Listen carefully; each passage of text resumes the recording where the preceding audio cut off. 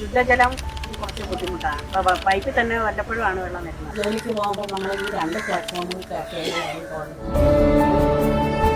ഒരാഴ്ചയോടെ എനിക്ക് ഗുളിക പോലും ഇല്ല സാർ. അല്ല, ഗുളികയുടെ ഞാൻ നോക്കാം.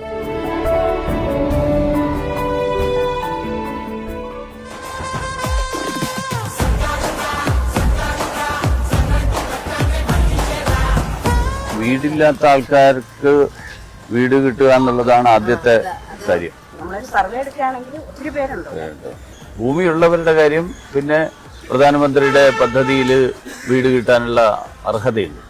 നിങ്ങളെല്ലാവരും പിന്തുണച്ച് കാര്യങ്ങൾ നടക്കുകയാണെങ്കിൽ ഈ നിങ്ങളുടെ പ്രതിനിധി എന്നുള്ള നിലയിൽ എനിക്കതിന് വേണ്ടിയിട്ട് ശ്രമിക്കാൻ പറ്റും. MLAക്ക് ചെയ്യാൻ പറ്റുന്ന ധാരാളം കാര്യങ്ങളുണ്ട്. അങ്ങനത്തെ കാര്യങ്ങൾ എനിക്ക് നേരിട്ട് സംസാരിച്ച് റെയിൽവേയിൽ ശുചിമുറിയും പ്ലാറ്റ്ഫോമിൽ ശുചിമുറിയും അതുപോലെ ഒരു ഫുട് ഓവർ ബ്രിഡ്ജ്, ഈ 2 കാര്യങ്ങളാണ്.